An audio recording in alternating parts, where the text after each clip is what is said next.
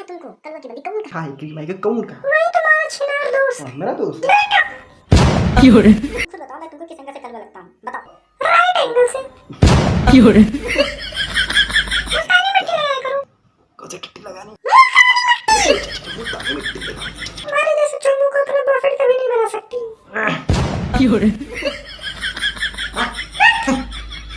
नौटंकी है।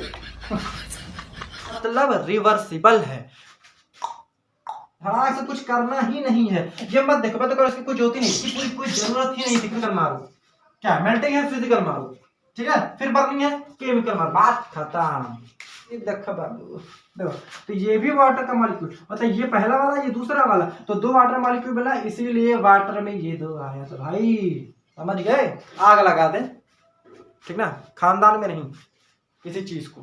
इस वीडियो को देखने से पहले कृपया हेडफोन या ईयरफोन लगा लें, अथवा फ्लाइंग चप्पल आपकी ओर आपको आते हुए देखना पड़ सकता है। धन्यवाद। हाँ हेलो बाबू, दो चार दिन से मेरा फोन क्यों नहीं उठा रही? नाराज? भला वो क्यों? मुझसे? मैंने कुछ किया? तुमने कुछ नहीं किया है। अच्छा अच्छा, तब वो जो तुम्हारा दोस्त है ना, वो मुझे कलवा की बंदी कह रहा था। कौन कह रहा है क्रीम माई के? नहीं, तुम काले हो गए हो। अरे मैं काला लगता हूँ तुमको? मैं काला लग रहा हूँ तुमको? क्या मैं आज ही जाऊँ? फेशियल वेशियल करवाना पड़ेगा मेरे को? करवा दूँ क्या? नहीं, उसकी कोई जरूरत नहीं है। तुम्हारे दोस्त मुझे कलवा की बंदी कह के चिढ़ाते हैं। हाँ तो ब्रेकअप।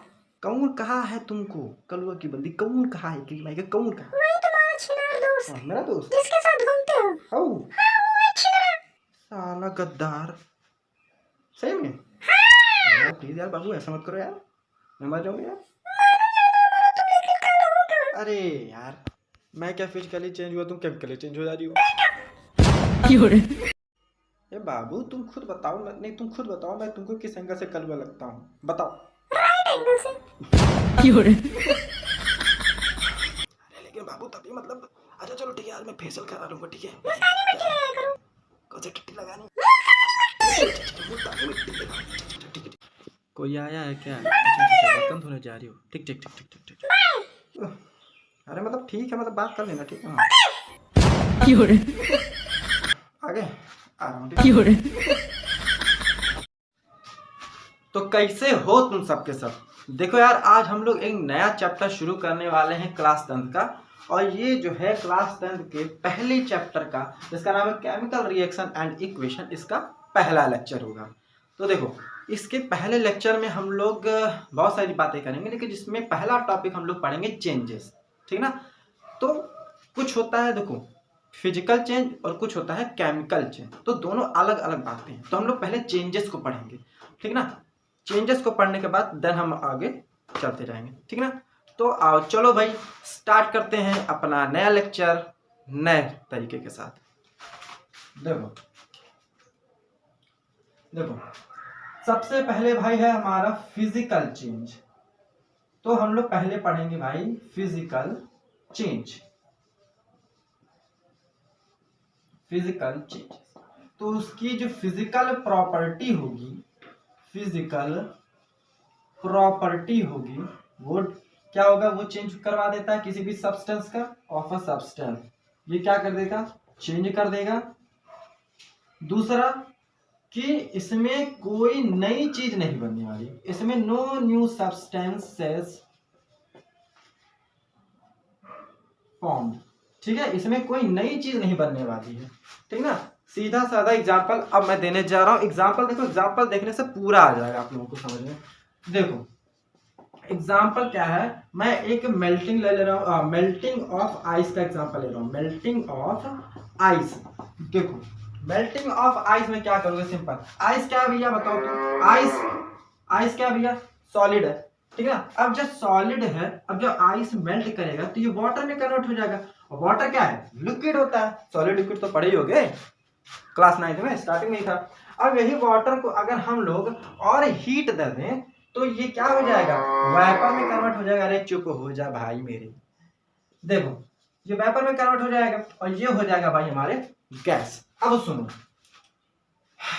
कह रहा फिजिकल प्रॉपर्टी जो होगा वो ये चेंज कर देगा। मतलब देखो पहले ये सॉलिड था, पहले ये सॉलिड था अब लिक्विड हो गया।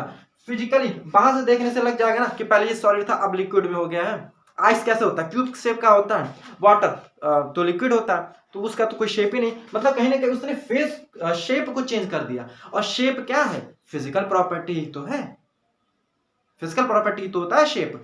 तो पहले ये सॉलिड था अब ये लिक्विड में कहीं ना कहीं हो गया, स्टेट भी चेंज हो गया, मैटर का स्टेट भी चेंज हो गया। पहले ये क्यूबिकल था अब इसका तो कोई शेप नहीं पता है, ठीक है ना, तो कहीं ना कहीं शेप में डिफरेंस आ गया, तो इसकी कहीं ना कहीं ये प्रॉपर्टी चेंज हो गई। अब कह रहा है कोई नई चीज नहीं बननी चाहिए। अच्छा एक बात बताओ, आई जो था पानी से ही तो बना, पानी से तो बना। अब ऐसा तो है नहीं इस आइस में हम लोगों ने कोयला मिला दिया तब जाके बना हो, ऐसा कुछ नहीं होता, कोई नई चीज देखो नहीं बनता। तो अगर आइस जो है वो जब मेल्ट करेगी तो पानी ही बनने वाली है, जाहिर सी बात है, जिससे बना है, जिससे वो बना है उसी में टूट जाएगा, बात खत्म, कोई नई चीज नहीं बनी। ऐसा नहीं कि जो आइस होता है वो मेल्ट करके जूस बना लेता है गन्ने का, ऐसा तो होता नहीं है। आइस है पानी से बना होता तो पानी जब मेल्ट होगा तो पानी में रह जाएगा, मतलब कोई नई चीज तो बनी नहीं, simple. This is called physical property, melting of ice, और इसी को कह देता हूँ फिजिकल चेंज, मतलब फिजिकल प्रॉपर्टी चेंज हो जाएगी और कोई भी नया सब्सटेंस फॉर्म नहीं होने वाला, सिंपल सी बात है बस। अब सुनो, तो ये हो गया भाई हमारा मेल्टिंग ऑफ आइस, इस तरह से हम लोग कह सकते हैं। इस देखो इसको नहीं भी लिखोगे तो भी कोई प्रॉब्लम नहीं है, क्योंकि मेन चीज तो यही है, वाटर तक ले मेन यही मेन है, ठीक है। अब आओ केमिकल पे आ जाते हैं। देखो केमिकल चेंज पे अगर हम आते हैं तो केमिकल चेंज में क्या देख लो, केमिकल चेंज। अब देखो केमिकल चेंज में क्या होगा, इसका केमिकल प्रॉपर्टी चेंज होगा, केमिकल प्रॉपर्टी, ठीक है ना, केमिकल प्रॉपर्टी मतलब उसी में सब्सटेंस का कंपोजिशन उपोजिशन सब कुछ चेंज हो जाता है। तो इसमें केमिकल प्रॉपर्टी जो होता है वो चेंज होता है किसी भी सब्सटेंसेस का, बात समझ में आ गई। अब सुनो दूसरी बात, नई चीज फॉर्म होगी, न्यू सब्सटेंसेस फॉर्म्ड। देखो इंग्लिश का इधर उधर हो सकता है तो थोड़ा एडजस्ट कर लेना। देखो तो न्यू सब्सटेंसेस फॉर्म, सब्सटेंसेस, हाँ ठीक है, तो इसमें केमिकल प्रॉपर्टी चेंज होगी केमिकल चेंजेस में, और एक नया चीज बन जाएगा अलग ही, ठीक है ना। अब देखो केमिकल चेंज में केमिकल प्रॉपर्टी चेंज होने वाली है और कुछ नई चीज बनेगी, कुछ भी नहीं बन सकती है। एग्जाम्पल आओ देखते हैं, अबे यार तो दीक्षे पचिन गिर जाता है। देखो एग्जाम्पल देखो एग्जाम्पल में मैं तुम्हारा एग्जाम्पल दे रहा हूं बढ़िया वाला, बर्निंग ऑफ वुड, लकड़ी का जलना, सिंपल लकड़ी का जलना। अब सुनो बात सुनो कैसे हो गया, बर्निंग है ना तो जलेगा ही, वुड मतलब लकड़ी। अब सुनो जब लकड़ी को जलाते हो तो बाद में जाकर राख बनती है, तुमने तो वुड से स्टार्टिंग किया था, बाद में जाकर राख बन गई, तो मतलब वुड और राख दोनों अलग अलग चीजें होती है ना। तुम राख किसी से भी बना सकते हो, वो पेपर का भी राख हो सकता है, वुड का भी मतलब होता है, ठीक ना। तो राख वो अलग चीज बन गई, वुड तो पहले था, ठीक ना, वुड तो पहले ही था, तो वो राख अलग चीज होती है, ठीक ना, राख अलग बन गई, वुड अलग बन गई। और एक बात और क्या रिलीज हुआ, जब हम लोगों ने लकड़ी को जलाया तो और क्या, हमको ऐश मिला था और हीट भी मिली थी और लाइट भी मिली थी, क्योंकि जब अलाव बढ़ता है तो क्या होता है, हीट तो मिलती ही मिलती है, साथ में लाइट भी मिलती है, ठीक है ना। चारों तरफ मतलब जितना होता है उसके हिसाब से वो क्या कहता है, उजियारा कर देता है, ठीक है। तो ये बर्निंग ऑफ वुड सिंपल सी लॉजिक है, सिंपल, ठीक ना। आप लोगों को नोट करना है तो नोट कर सकते हो, ये नोट कर लो। इसके बाद एक बहुत ही ज्यादा तगड़ी चीज बताऊंगा, बहुत तगड़ा वाला पॉइंट, उसको मैं ना स्टार में करके बता दूंगा, ठीक है, बहुत तगड़ा वाला पॉइंट नोट करो। अच्छा देखो एक पॉइंट और रह गया, वो भी देख लो। जैसे फिजिकल चेंज में क्या होता है कि जो आइस है मान लो, ठीक है, जो कि सॉलिड फॉर्म में है, जब ये कन्वर्ट होता है वाटर में, ठीक है ना, लिख लो वाटर में, लिक्विड फॉर्म में हो जाएगा, वाटर तो लिक्विड ही होता है, ठीक है। अब देखो ये जो आइस है ये वाटर में कन्वर्ट हुआ, मेरा मन क्या भाई मैं बर्फ बनाकर पीऊंगा, क्योंकि गर्मी नहीं, बर्फ बना कर पीऊंगा मतलब खाऊंगा, मतलब ऐसे सुन, ठीक है, मेरा मन किया कि मैं बर्फ खाऊंगा, ठीक है। मैं क्या करूंगा, इस पानी को मैं दोबारा फ्रीज कर दूंगा, दोबारा आइस में कन्वर्ट हो जाएगा। मेरा मन क्या, नहीं यार पानी वानी नहीं है, बर्फ है, तो बस बर्फ से आज मैं बर्फ का पानी पीऊंगा, ऐसा कुछ, ठीक है।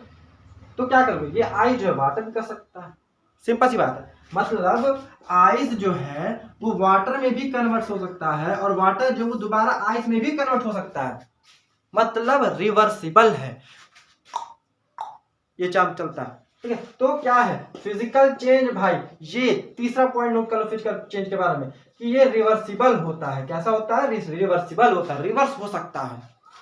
ठीक ना, वहां से वहां क्या, यहां से यहां आ गया, सिंपल।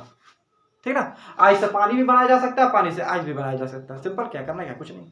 ठीक है, तो ये रिवर्सिबल होता है। लेकिन अगर मैं वुड को जलाऊं, ध्यान देना भाई, अगर मैं वुड को जला दूं, लकड़ी को जला दूं, तो बने मिलेगा हमको ऐश प्लस हीट एनर्जी और प्लस लाइट एनर्जी, यही मिलने वाली है हमको, सिंपल सा, हमको तो यही मिलेगा। तो सुनो, क्या मैं इसी राख से, जब मैंने इस लकड़ी को जला दिया और ये लकड़ी जो है ये राख में कन्वर्ट हो गया, क्या मैं इसी राख से दोबारा उसी सेम लकड़ी को बना सकता हूं? नहीं। मैं क्या, मेरी क्या किसी की नहीं इतनी औकात है। ठीक ना, मेरे बस की बात नहीं कि मैं इस दोबारा राख से इस लकड़ी को बना दूं, मेरे बस की है ये नहीं है। ठीक ना, मेरे क्या किसी की भी बस की नहीं है। ठीक ना, राख से दोबारा कोई लकड़ी या पेपर थोड़ा बना पाओगे। ठीक ना, तो ये हो नहीं सकता, नहीं, ये हो नहीं सकता कि तेरी बनाए। देखो, अब देखो, ये चीज रिवर्स नहीं हो सकती, ये रिवर्स नहीं हो सकती, इसलिए ये हो जाएगा थर्ड पॉइंट। नोट कर लो भाई, केमिकल चेंज में कि केमिकल चेंज इरिवर्सिबल होता है। इरिवर्सिबल का मतलब होता है कि वो चेंज नहीं हो सकता। बात समझ में आ गई कि नहीं? तो तीन चीज हम लोगों ने पढ़ा फिजिकल चेंज में। पहला फिजिकल चेंज क्या होगा, फिजिकल प्रॉपर्टी चेंज कर, इसके तो नाम नहीं है यार, फिजिकल चेंज है ना, चेंजेस। क्या चेंज करेगा? फिजिकल, फिजिकल क्या प्रॉपर्टी और क्या? केमिकल चेंज में केमिकल प्रॉपर्टी जो है किसी भी सब्सटेंस की, वो चेंज हो जाएगी। हाँ भाई, अब भाई फिजिकल और केमिकल चेंज का एग्जांपल देख लेते हैं। तो हेडिंग डाल लो भाई, examples of physical and chemical change. और इसमें एक तगड़ा वाला पॉइंट है, बहुत तगड़ा वाला पॉइंट, इससे लगभग सारे ही एग्जांपल जो है सारे ही हो जाएंगे। देखो क्या है तगड़ा वाला पॉइंट में, देख लो क्या है। देखो, अगर तुमको कहीं भी मिल जाए melting of dash, melting of ये, मेल्टिंग ऑफ फलाना ढिमकाना चिकन कुत्ता कौन हो, मतलब कोई भी मेल्टिंग मिल जाए, कोई भी मेल्टिंग प्रोसेस, कोई भी मेल्टिंग प्रोसेस, उस मेल्टिंग प्रोसेस को तुम फिजिकल नाम देना। क्या नाम दोगे? फिजिकल नाम देना। क्या दोगे? फिजिकल। मेल्टिंग प्रोसेस को फिजिकल नाम देना। ठीक है, तो क्या है, मेल्टिंग एक तरह का क्या होता है, फिजिकल चेंज होता है। दूसरा, दुनिया में कहीं भी तुमको बर्निंग वाला कॉन्सेप्ट मिल जाए, मतलब बर्निंग वाला एग्जांपल आ जाए, तो तुम क्या लिखोगे? केमिकल। ठीक है, बस यही दो चीज था, तगड़ा चीज। अब देखो, अभी सवाल लगाएंगे, इस पर एग्जांपल से भी देखना। फिर से एक बार वेट करा रहा हूं, तगड़ा वाला पॉइंट। क्या? दुनिया में जितनी भी मेल्टिंग तुमको आती है, जितनी भी मेल्टिंग होती है, जितने भी मेल्टिंग प्रोसेस है, सब मारो, सबके सब मारो फिजिकल चेंज। जितने भी है फिजिकल, मतलब जितने भी मेल्टिंग है, सारे मेल्टिंग प्रोसेस को तुम फिजिकल चेंज मारो। और दुनिया में जितनी भी बर्निंग वाली प्रोसेस हो रही है, और बर्निंग वाले प्रोसेस को तुम मार दो केमिकल चेंज। कैसे याद करो? MPBC, मतलब वो वाला BC नहीं, MPBC ऐसे याद कर सकते हो। या हालांकि ऐसा कोई बड़ी बात नहीं है, इसको रखने के लिए ट्रिक बनाए कोई जो तो नहीं। जाहिर सी बात है, कोई चीज बंद करोगे तो राख ही बनने वाली है, राख बन गई मतलब नई चीज बन गई, नई चीज मतलब केमिकल, ऐसे याद कर लेना। और मेल्टिंग में एक आइस का एग्जांपल याद कर लेना, अपने आप याद हो जाएगा। इसको वैसे इतना जरूरत नहीं था, लेकिन मैं सुनना बता रहा था, जितनी भी मेल्टिंग प्रोसेस है, यहाँ पर मैं लिख भी दे रहा हूँ, यहाँ पर मतलब ऑल। ठीक है, मतलब जितनी भी मेल्टिंग है प्रोसेस है, सब फिजिकल चेंज मारो, और जितने भी बर्निंग प्रोसेस सब केमिकल मारो। आंख बंद करके मारो, आंख बंद करके। कैसे करोगे? देखो क्या है, बर्निंग है ना, केमिकल मारो धड़ाक से, धड़ाक से, कुछ करना ही नहीं है। ये मत देखो, मैं तो करो इसकी कोई जरूरत ही नहीं, कोई जरूरत ही नहीं थी, कुछ भी हो। Burning of paper, burning of wax, burning of polythene, burning of card, burning of wax, sorry melting of wax, burning of कुछ भी हो, कुछ भी हो।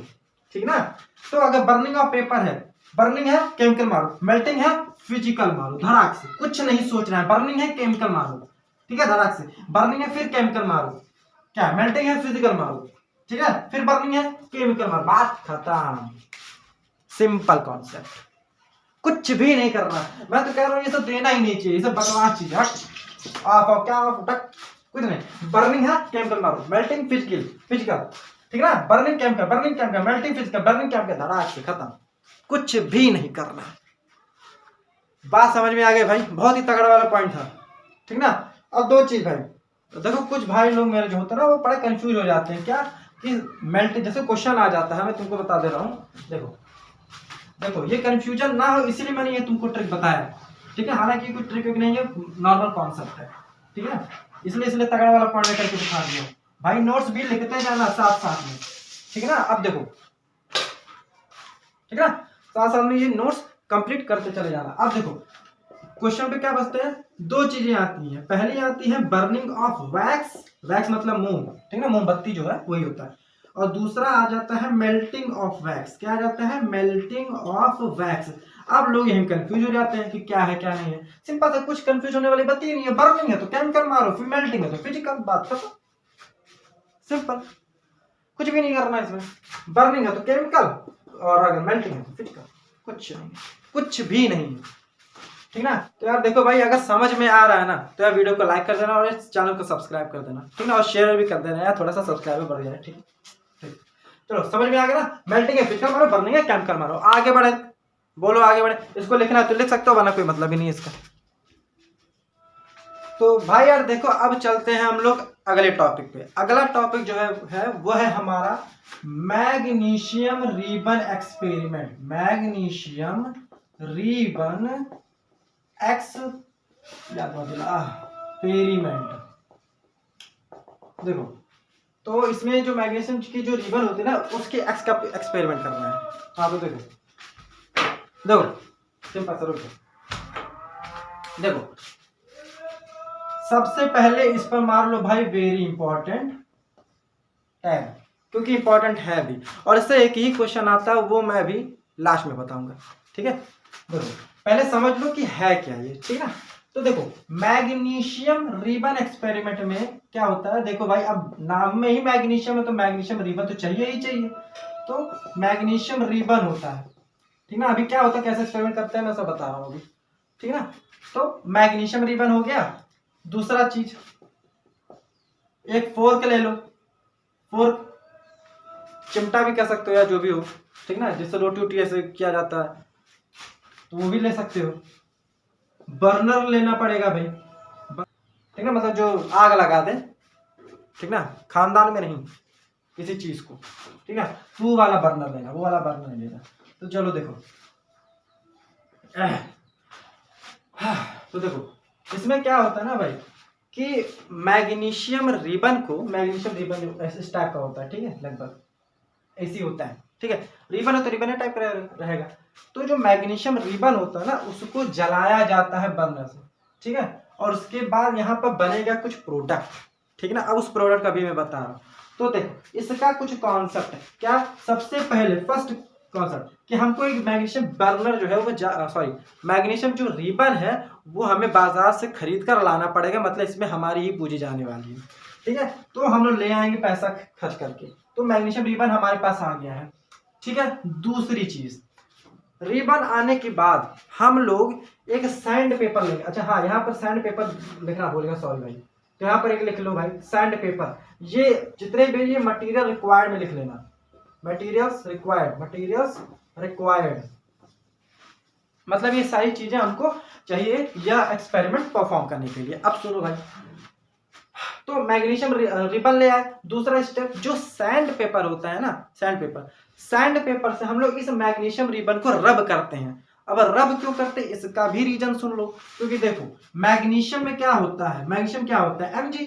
और देखो मैग्नीशियम क्या होता है ना, कभी कभार पड़े पड़े बिना कुछ करे ऑक्सीजन से अपने आप रिएक्ट हो जाता है, अपने आप, क्योंकि सराउंडिंग में रहता है तो अपने आप हो सकता है, तो अपने आप ऑक्सीजन से ये रिएक्ट कर जाता है। अब रिएक्ट करेगा तो बन जाएगा भाई MgO, इसको हम लोग कह देते हैं भाई मैग्नीशियम ऑक्साइड। तो भाई बन जाएगा MgO, इसको हम लोग कह देंगे भाई मैग्नीशियम ऑक्साइड। सिंपल सा, ये तो भाई हमारा सिंपल सा मैग्नीशियम एलिमेंट, और ये हमारा भाई ऑक्सीजन है। कहां से मिला, एयर से मिला, सराउंडिंग से मिला, समझो, ठीक है। अब देखो, अब ये बन गया, इसको बैलेंस करना चाहो तो ये हो जाएगा और ये हो जाएगा। देखो ये कैसे किया जाता है मैं नेक्स्ट लेक्चर में बताऊंगा, लेक्चर नंबर 2 में बताऊंगा आपको, ठीक है। अब समझो, अब कहोगे भैया अगर मैग्नीशियम जो है ऑक्सीजन के साथ रिएक्ट करके MgO बना भी लेता है तो क्या होता है, क्या दिक्कत, क्या है इसमें दिक्कत नहीं, बहुत दिक्कत है। क्या है दिक्कत, अगर हम लोग बिना इसको रब करेंगे ना, जैसे कि मैग्नीशियम है, ऑक्सीजन है, ये मैग्नीशियम ऑक्साइड की छोटी छोटी लेयर, मैं इस काले पेन से बना, काले मार्कर से बना रहा हूँ, बहुत पतली लेयर जो है इसके ऊपर आ जाती है, ठीक है, मैग्नीशियम ऑक्साइड की चारों तरफ, ठीक है, छोटी छोटी। ये क्या है, काला वाला थिन लेयर होता है, किसकी, ऑक्साइड की, किसके ऑक्साइड की? जो मैग्नीशियम है इसी का।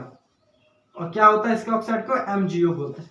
ये छोटी सी लेयर, बहुत ही पतली लेयर, मतलब पतली लेयर होती है, ठीक है, पतली लेयर होती है MgO की, ठीक है, मैग्नीशियम ऑक्साइड, मैग्नीशियम ऑक्साइड की।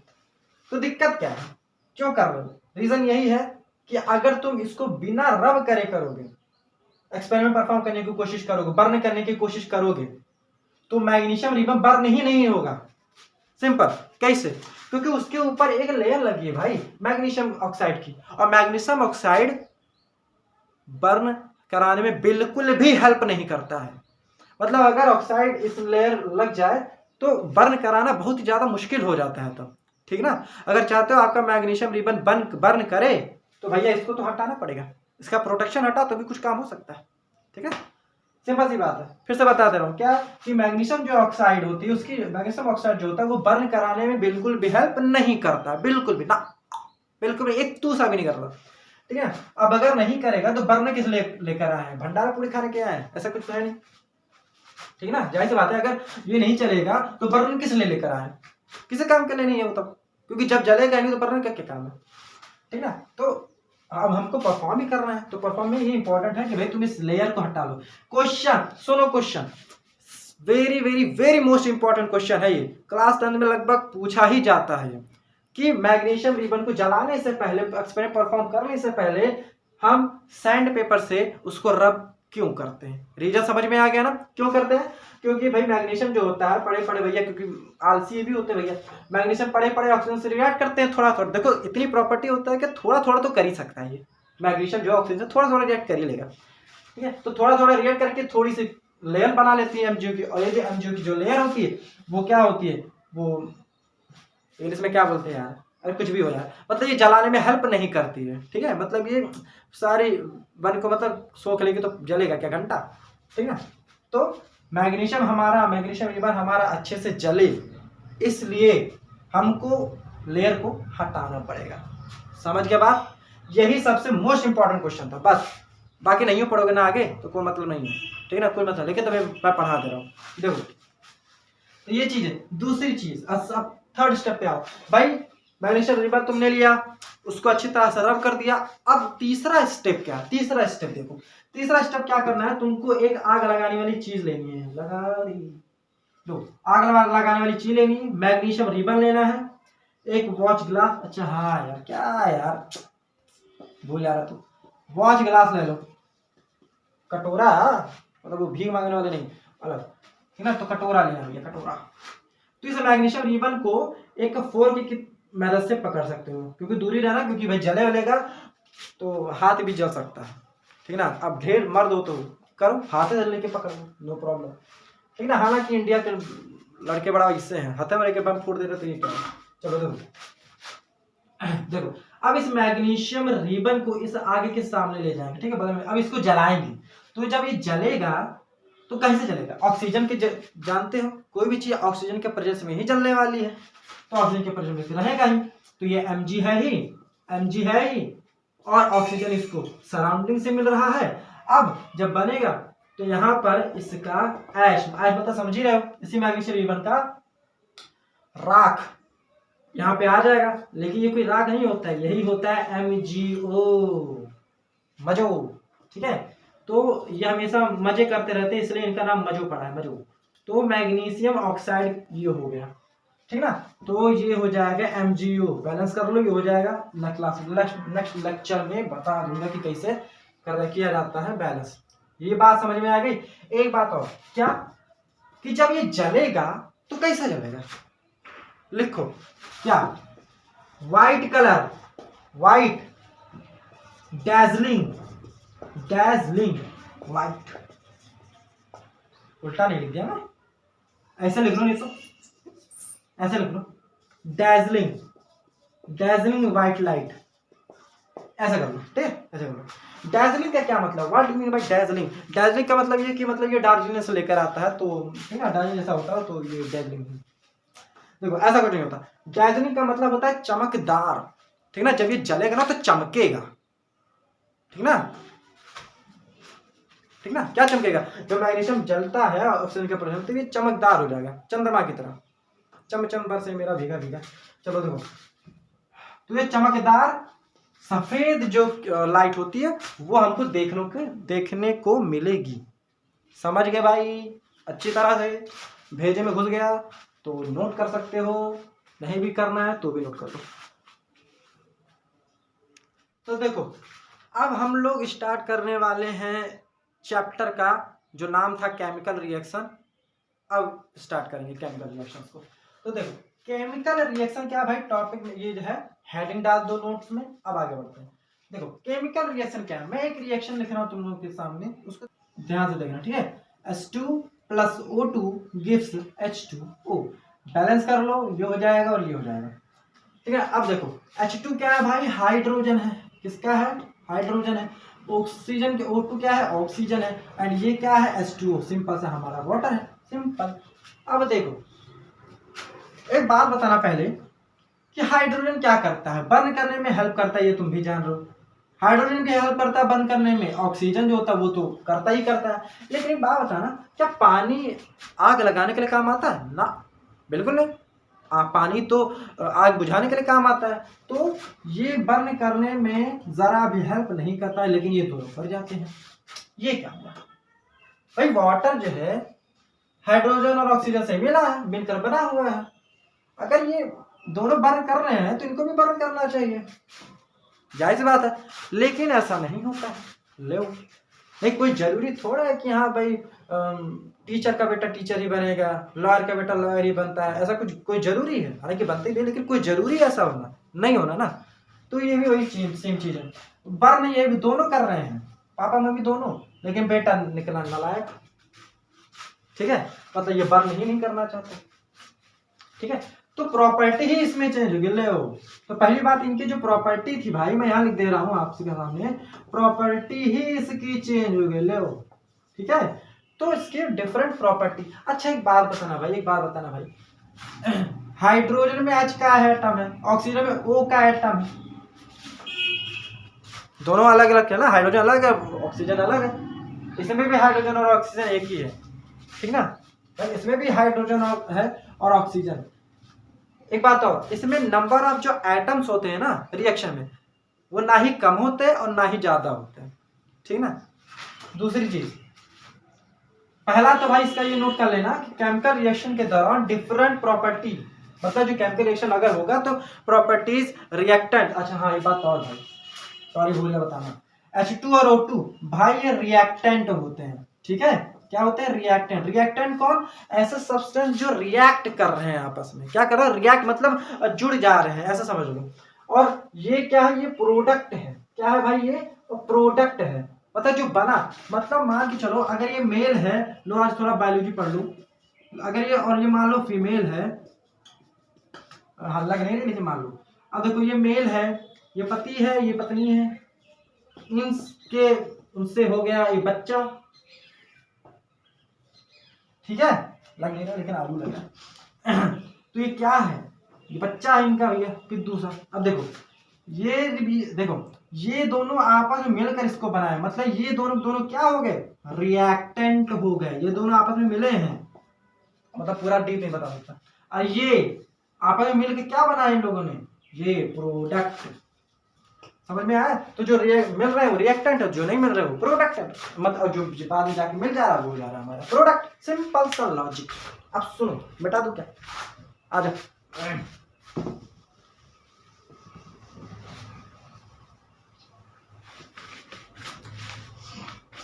भाई मैं इसलिए नहीं दिखाना चाहता ना, क्योंकि बिटौना थोड़ा अच्छा नहीं है इसलिए। देखो तो इसमें क्या होगा ना भाई, डिफरेंट कंपोजिशन, रिएक्शंस के दौरान कंपोजिशन भी सब्सटेंसेस की डिफरेंट हो जाती है, ठीक है। ये याद कर लेना। अब सुनो, रिएक्टर समझ गए, जो तो रिएक्ट कर रहे हैं और जो बन रहे हैं वो प्रोडक्ट हो गए। इधर तो समझ में आएगा तुमको। ये पहला यहाँ डाल लो, यहाँ दूसरा डालो, यहाँ तीसरा देखो क्या है, दो सब्सटेंस नहीं है, देखो दो चीज है ना। तो देखो इसमें यहाँ लिख लेना 1 या मोर देन 1, मतलब अगर तुमको रिएक्शन कराना तो कम से कम एक या एक से ज्यादा तो चीज तो रखो, ठीक है। तुमको रिएक्शन कराना तो या एक या एक से ज्यादा, जनरली एक से ज्यादा ही रखो यार, कम से कम 2 ही तो रखना ही चाहिए है। एक रखो मतलब शर्म की बात है क्या, एक रख लेते हैं, तो मोर देन तो रखना ही चाहिए भाई, क्या क्या रखना चाहिए, सब्सटेंस रखना चाहिए ताकि अच्छे से रिएक्ट हो। समझ गए ना भैया। अब सुनो, अब आते हैं हम लोग इसके डेफिनेशन पे। डेफिनेशन क्या है ये समझो। एक बात बताओ भाई, रिएक्शन में क्या हुआ, चेंजेस हुए, कुछ ना तो कुछ चेंज हुआ। मतलब ये इसकी प्रॉपर्टी अलग थी, इसकी प्रॉपर्टी अलग हुई, कंपोजिशन का इसका अलग, ठीक है ना, इसमें अलग, सब कुछ अलग ही हो रहा है, मतलब कुछ चेंज हो रहा है ना। तो यहाँ सबसे पहले लिख लो, लो चेंजेस, चेंज, चेंज इन विच, क्या change in which, change in विच।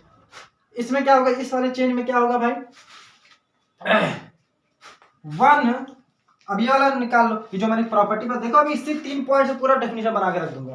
देखो, वन ओ और मतलब अथवा, मोर देन वन, एक या एक से ज्यादा जो सब्सटेंस होते हैं, ज्यादा सब्सटेंसेस जो होते हैं वो क्या करते हैं, रिएक्ट करते हैं। क्या करते हैं, रिएक्ट करते हैं। वही सेम चीज बताए हो, एक से ज्यादा जो सब्सटेंस होंगे वो रिएक्ट करेंगे और रिएक्ट करके फॉर्म करते हैं। क्या करते हैं, फॉर्म करते हैं, बनाते हैं। क्या बनाते हैं, न्यू सब्सटेंस। क्या, न्यू सब्सटेंस बनाएंगे, न्यू सब्सटेंस कुछ अलग बनाएंगे, ठीक है, न्यू सब्सटेंस बनाते हैं। अब ये जो बन रहा है सब्सटेंस, इन लोगों में क्या होगी, क्या होगा इन लोगों के पास, डिफरेंट। क्या डिफरेंट होगा, प्रॉपर्टी। क्या होगी, प्रॉपर्टी। अब प्रॉपर्टी केमिकल भी हो सकती है और फिजिकल वाली भी हो सकती है, तो डिफरेंट प्रॉपर्टी होगी। और क्या होगी, कंपोजिशन, इनकी डिफरेंट कंपोजिशंस भी होने वाली हैं। बात समझ में आ गई तो लाइक ठोको, नहीं आए तो भी लाइक ठोक दो। बात समझ में आया, बताओ। देखो, केमिकल रिएक्शन में अब एक नया पॉइंट लिखते हैं। तो भाई पॉइंट लिखो, क्या है कि ड्यूरिंग ए केमिकल रिएक्शन, क्या, ड्यूरिंग ए केमिकल रिएक्शन मतलब रिएक्शन जब तुम कर रहे हो, केमिकल रिएक्शन कर रहे हो, तो उसके दौरान क्या होगा भैया, नंबर ऑफ, सॉरी हाँ ऐसे लिख लो, एटम्स जो है, जितने भी एटम्स होंगे वो रिमेन्स सेम, वो सेम ही रहते हैं। ऐसी बात नहीं कि रिएक्टेंट में 2 हो जाएगा और प्रोडक्ट में 3 एटम हो जाएगा, ऐसा कुछ नहीं होता, ठीक है। एटम जितना रिएक्टेंट में होगा उतना ही रिएक्टेंट आइटम वो प्रोडक्ट में होने वाला, मतलब आइटम सेम होगा। तो चेंज क्या होगा, कुछ होता है चेंज, हाँ क्या होता है, but atoms remains same but their arrangement, क्या है भाई, अरेंजमेंट, उसकी जो अरेंजमेंट्स हैं वो डिफरेंट होती हैं, रिमेन्स चेंज्ड, ठीक ना, चेंज्ड, वो चेंज हो जाती है। चेंज मतलब सिंपल से डिफरेंट हो जाती है, ठीक है, उसकी अरेंजमेंट अलग होगी। पहले ऑक्सीजन इस वाले के पास था, उसके बाद वहां चला जाएगा, पहला वाला ऑक्सीजन इधर था, दूसरा वाला ऑक्सीजन कहीं और मुंह बनाने चला जाएगा। तो ऐसे चलता, मतलब अरेंजमेंट वाली बातें होती है, ठीक ना। एटम उतने ही होंगे, अगर 2 रिएक्टेंट है तो प्रोडक्ट में भी 2 ये होने वाला है, सिंपल सी चीज है। अरेंजमेंट का फर्क है ब्रो, अरेंजमेंट, ठीक है। एग्जाम्पल देख लेते हैं भाई, आप देखो, जैसे देखो वाटर वाला सबसे अच्छा एग्जाम्पल तो वाटर ही होता है। देखो तो 2H2 plus O2 gives 2H2O। देखो H2 है ना। अच्छा एक बात बताना भाई, अगर मैं एक मॉलिक्यूल बनाता हूँ इधर कर रहे देखो, अगर मान लो एक ऑक्सीजन एक हाइड्रोजन का मॉलिक्यूल, देखो तो 2 हाइड्रोजन है तो इसका एक ऐसे बन जाएगा, लेकिन 2 है तो ये एक था, एक और बना लो। एनी दिक्कत, एनी प्रॉब्लम। देखो ये H2 का एक मॉलिक्यूल है, ये H2 का दूसरा मॉलिक्यूल, ऑक्सीजन का भी ऐसा बना लो, ये ए और ये लेफ्ट, सिंपल सिंपल वाली चीज है भाई। देखो और वाटर का बनाओ भाई, वाटर भी 2 है तो वाटर में, अच्छा वाटर कैसे बना मैं भी बता रहा हूं तुमको, लेकिन देखो इसमें भी तो H2 तो ये है और ऑक्सीजन भी इसमें, सॉरी H2 के 2 मॉलिक्यूल है ना इधर भी, और ऑक्सीजन के, पहले ये देख लो एटम्स रिमेन सेम, एटम्स भैया सेम, एटम मतलब सेम। देखो हाइड्रोजन गिनो कितने हैं, ये 2 हैं और इसको भी गिनना पड़ेगा, ठीक है, तो 2 2 4, हाइड्रोजन भाई कितने हैं, 4 हैं। उधर चेक करना तो उधर भी 4 है, तो इस H के पास 2 हो गया और इसे H2 से मल्टीप्लाई ये वाला भी होगा तो 2 भी, तो 2 2 2 4, तो हाँ भाई ये तो भैया सेम है। चलो हाइड्रोजन सेम, ऑक्सीजन भाई पता कर दो, ऑक्सीजन रिएक्टेंट में भाई है तुम्हारा 2, ठीक है। इसमें देख लो, अब यहाँ पर देखना कि यहाँ पर है या नहीं, यहाँ पर है नहीं तो मतलब 1 तो मान ही सकते हो, नो प्रॉब्लम।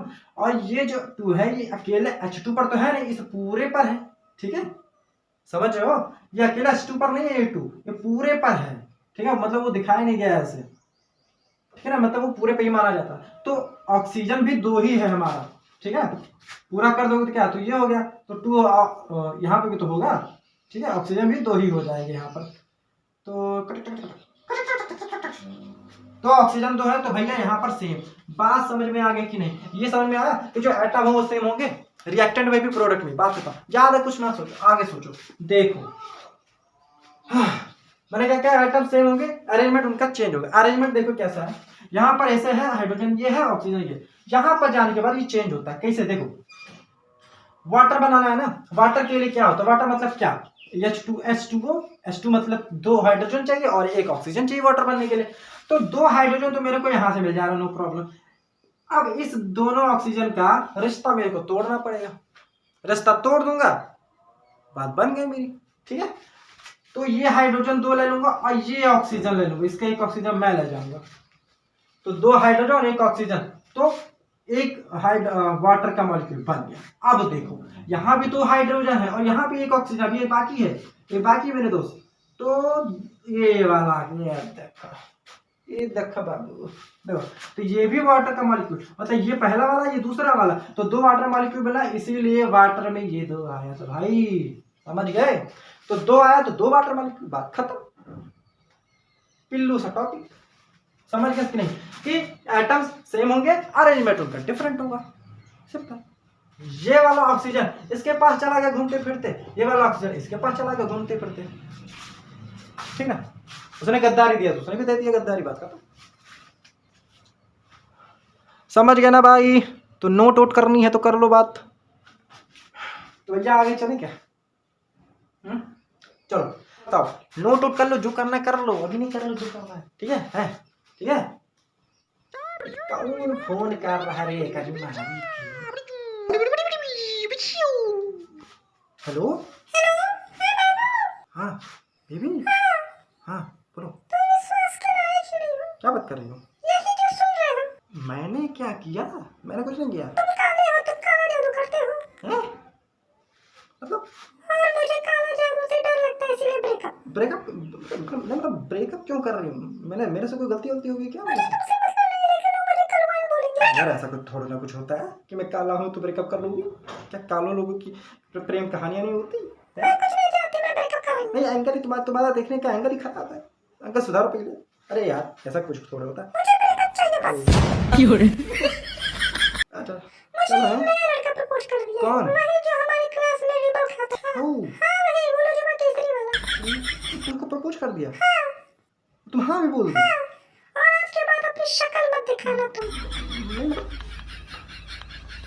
मतलब मेरे साथ केमिकल बॉन्ड तोड़ के उसके साथ फिजिकल बॉन्ड बनाना चाहती हो, हैं?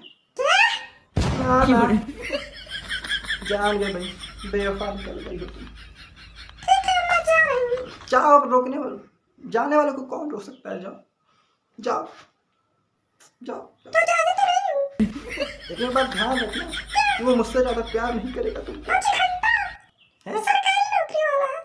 सरकारी नौकरी वाला है, अच्छा सब आपके वो करते क्या है, फरासी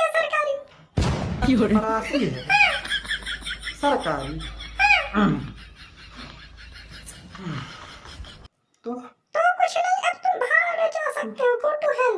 नहीं ये ठीक नहीं कर रही हूँ, मेरा केमिकल बॉन्ड तोड़ के तुम दूसरों के साथ फिजिकल बॉन्ड बनाना चाह रही हो, है ये सही नहीं हो रहा, मैं बता रहा हूँ, सही में मैं FIR दर्ज करा दूंगा तुम्हारे खिलाफ।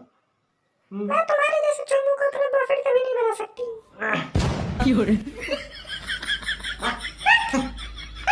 नौटंकी है।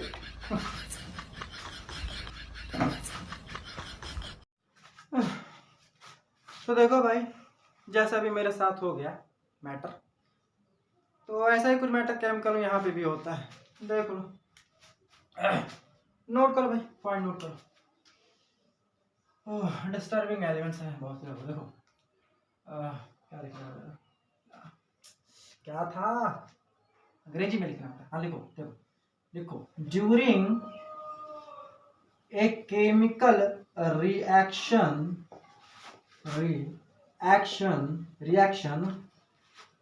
जो ओल्ड बॉन्ड होंगे, ओल्ड बॉन्ड्स मतलब जो पुराने बॉन्ड होंगे, ठीक ना, सिंपल सी बात है। जो पुराने बॉन्ड होने वाले हैं, पुराने बॉन्ड मतलब किससे मतलब है, जो रिएक्टेंट का बॉन्ड होगा।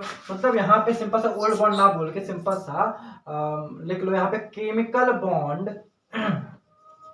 Chemical bond of reactant, chemical bond of reactant be broken, मतलब वो टूटेगा। केमिकल बॉन्ड जो है रिएक्टेंट का वो टूटेगा, टूटने के बाद क्या होगा, ब्रोकन एंड न्यू बॉन्ड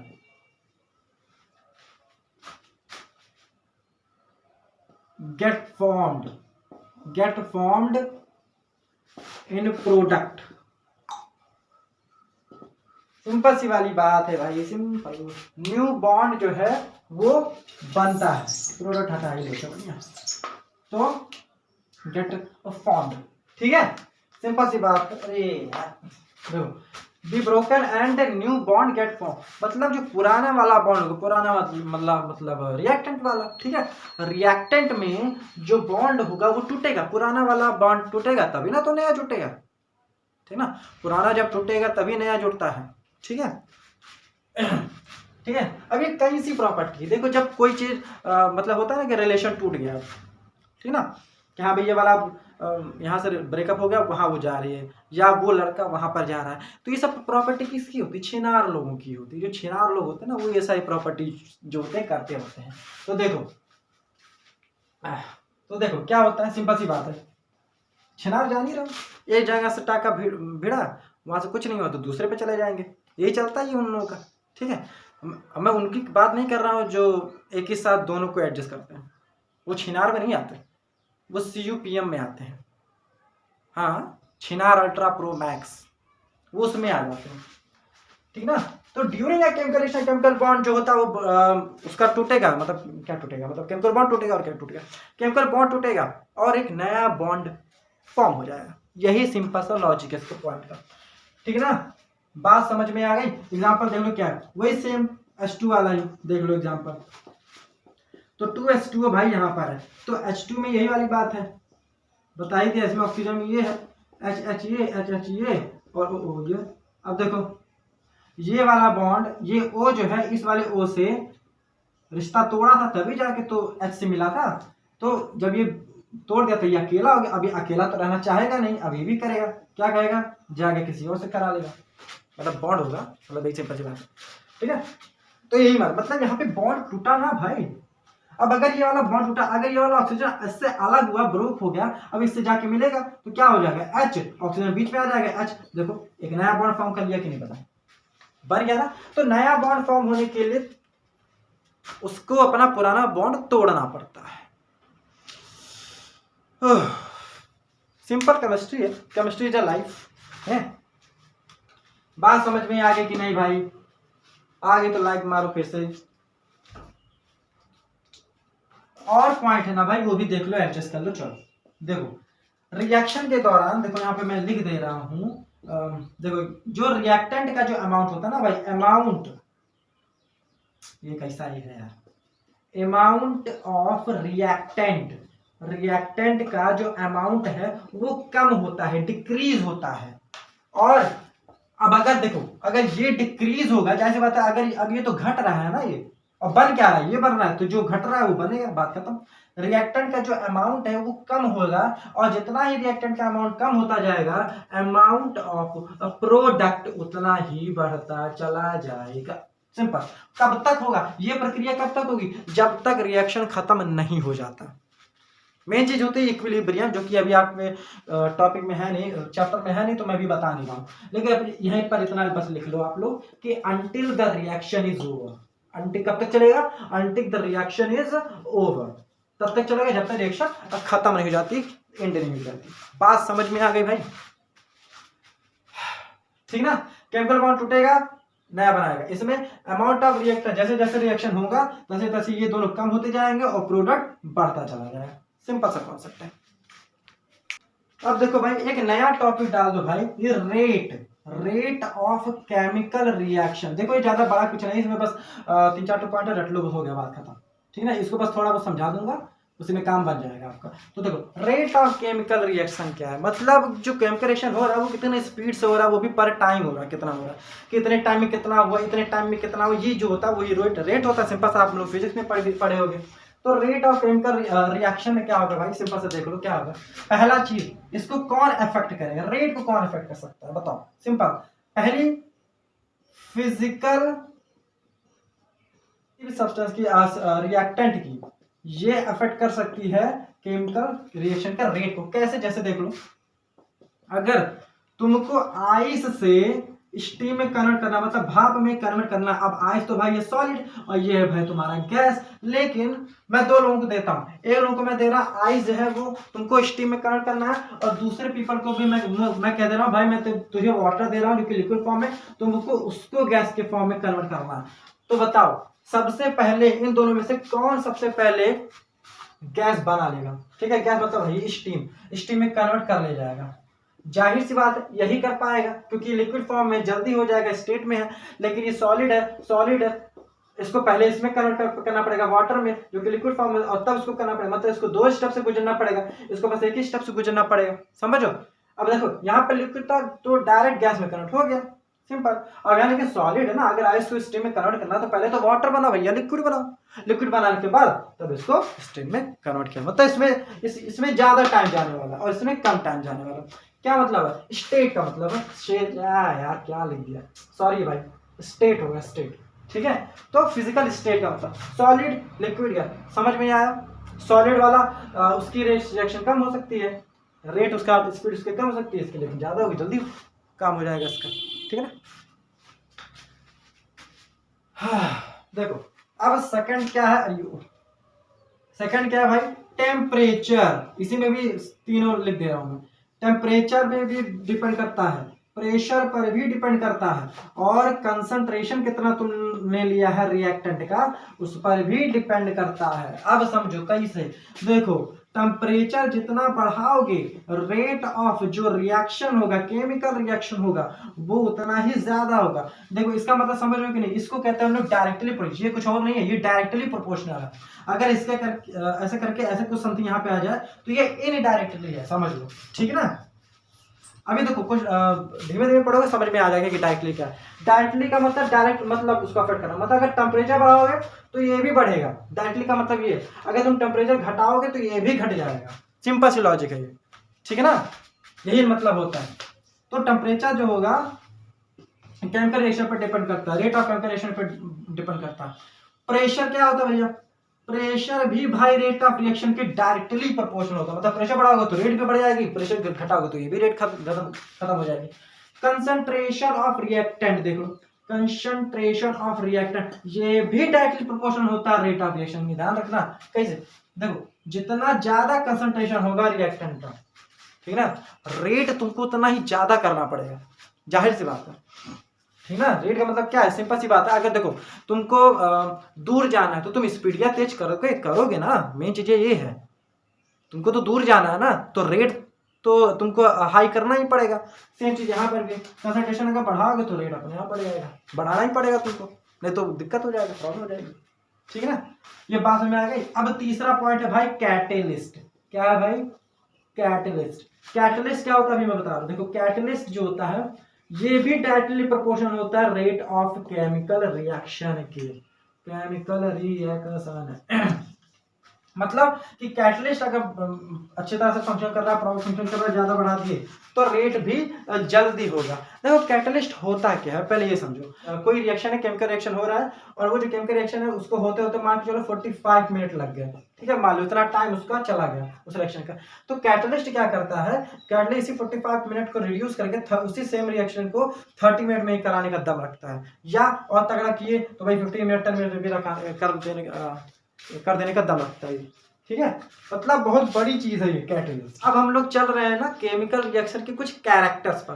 देखो टोटल 5 कैरेक्टर्स हैं, और पांचों कैरेक्टर के लिए ना अलग अलग केमिकल रिएक्शंस होते हैं, लेकिन मैं 4 कैरेक्टर्स के लिए एक ही रिएक्शन में कंप्लीट करा दूंगा। एक ही रिएक्शन तुमको याद करना है 4 कैरेक्टर के लिए, क्योंकि देखो जनरली यही होता है भाई, 5 कैरेक्टर है तो 5 कैरेक्टर के लिए तुमको 5 ही रिएक्शन से याद करनी पड़ती है, जनरली यही होता है। लेकिन 5 कैरेक्टर है, तुमको मैं 4 कैरेक्टर एक ही रिएक्शन से करा दूंगा, और एक कैरेक्टर के लिए तुमको भाई एक रिएक्शन एक्स्ट्रा याद करना पड़ेगा।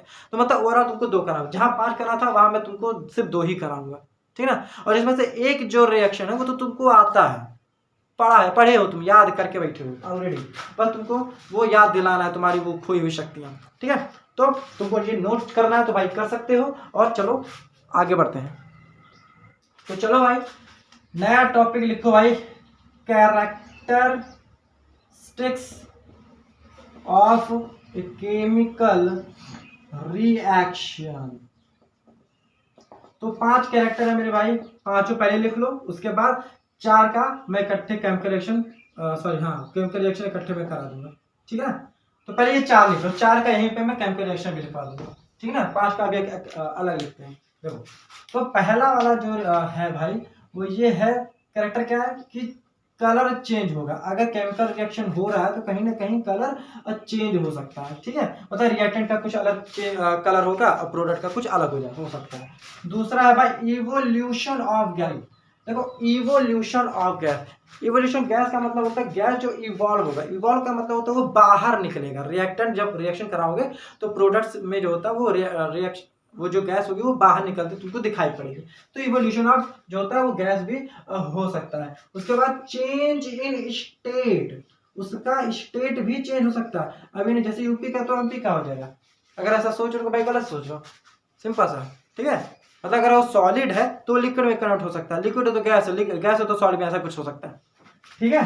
तो ये तुम्हारा सकता है। चौथा कि एनर्जी वाला सिस्टम होगा, मतलब एनर्जी चेंज होगा। एनर्जी चेंज होने का क्या मतलब, या तो एनर्जी अंदर आएगी या और एनर्जी बाहर जाएगी। अब अगर एनर्जी अंदर आती है तो एनर्जी इन तो इंडो, ठीक ना, तो इंडो। और एनर्जी मतलब इससे पास हीट मानो, और हीट को हम लोग कहते थे, तो इसमें लिख लो इंडोथर्मिक। और अगर बाहर जा रही है हीट तो उसके लिए हम लोग टर्म यूज करते हैं एक्सोथर्मिक और एक्सोथर्मिक बोल दो, अभी ऐसी बोल दो, ठीक है। अब इसका एक रिएक्शन लिख रहा हूं, देख लो भाई। कार्बन जो कि सॉलिड फॉर्म में है, कार्बन मतलब भाई कोयला समझ सकते हो तुम। कोयला जब ऑक्सीजन के प्रेजेंस में रहता है और जब तुम जलाते हो उसको हीट, ठीक ना, जब बर्न करते हो तो कार्बन डाइऑक्साइड बाहर जाता है। कार्बन डाइऑक्साइड क्या है, एक तरह का गैस ही तो है, और हीट और प्लस लाइट भी तो एमिट करेगा। अब देखो, अब इसी में चारों चीजें हो जाएंगी। क्या है देखो कि चेंज इन कलर। देखो कोल किस कलर का होता है, ब्लैक कलर का होता है, तो ठीक है। CO2 किस कलर का होता है, कलरलेस होता है, मतलब इसका कुछ कलर ही नहीं होता, मतलब कलर तो चेंज ही हो गया, बात ही खत्म। इवोल्यूशन ऑफ गैस, गैस बाहर निकलना चाहिए। तो देखो कार्बन डाइऑक्साइड क्या है, गैस ही तो है, और गैस बाहर ही तो निकलती है। तो देखो ये ऊपर लगाया, उसका मतलब है कि ये गैस बाहर निकली। अगर मैं अंदर कर दूं, जैसे मान लो अगर मैं अंदर कर दूं तो मतलब ये गैस अंदर आ रही है, ऐसा कुछ कॉन्सेप्ट है। लेकिन बाहर की तरफ लगाया तो ये बाहर जा रही है, ठीक है, मतलब हवा हो जा रही है, हवा में जा रही है। चेंज इन स्टेट, उसका स्टेट चेंज हो सकता है, मतलब सॉलिड से, देखो सॉलिड था गैस में कन्वर्ट हो गया, उसका स्टेट भी चेंज हो गया।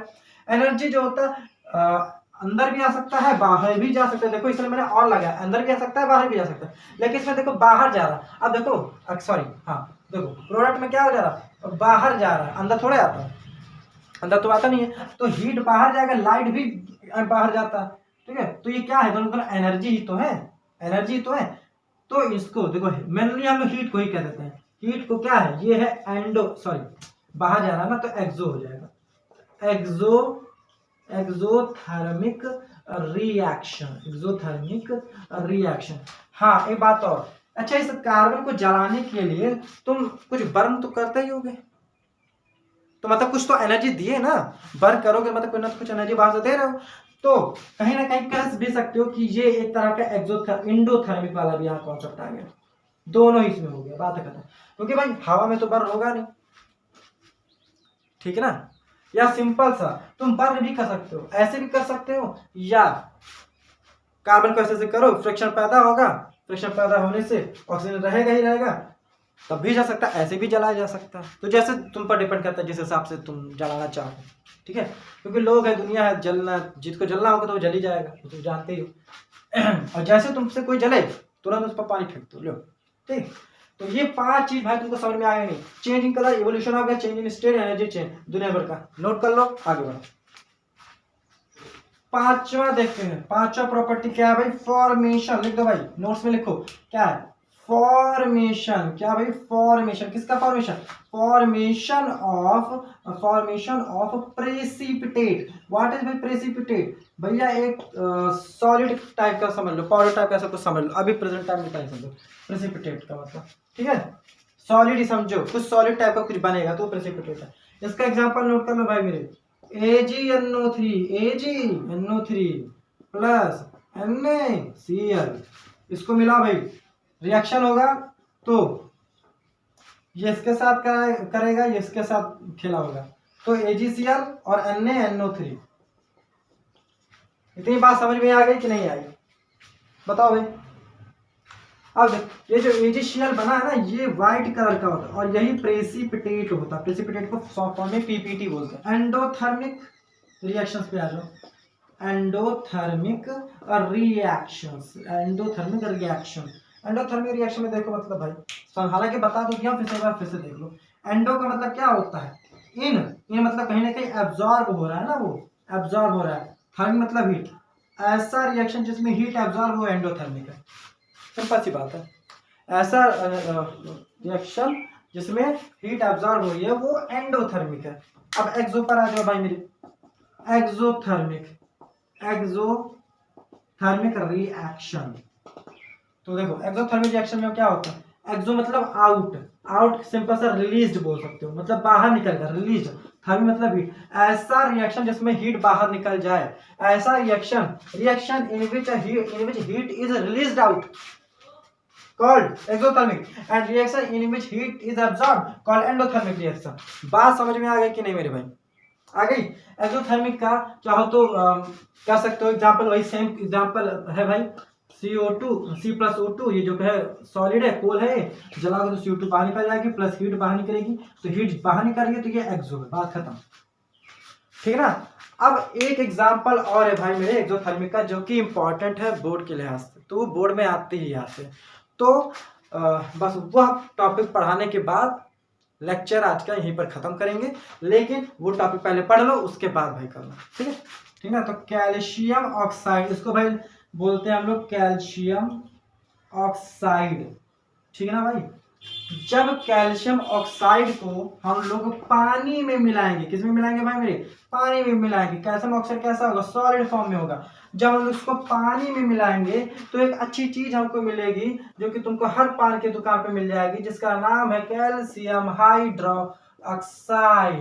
क्या नाम है, कैल्शियम हाइड्रोक्साइड।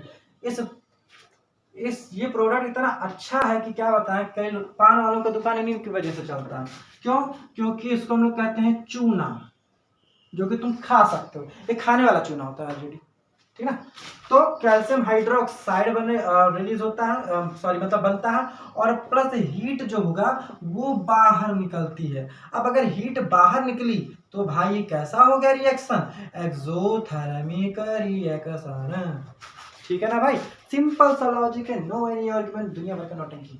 देखो अब देखो इसी को कैल्शियम ऑक्साइड, बहुत इंपॉर्टेंट भाई, ये बोर्ड के लिए इंपॉर्टेंट है। देखो क्या बताने जाओ, देखो कैल्शियम ऑक्साइड का दूसरा नाम है क्विक लाइम। क्या नाम है भाई, क्विक लाइम, या तुम इसको सिंपल सा लाइम भी बोल सकते हो। कैल्शियम हाइड्रोक्साइड का दूसरा नाम क्या है, स्लेग्ड लाइम। कैसा लाइम, तो स्लेग्ड लाइम, ठीक ना। मतलब देखो ये बुझा हुआ चूना होता है और ये बिना बुझा हुआ चूना होता है, ठीक ना। तो कैल्शियम ऑक्साइड क्विक लाइम हो गया, और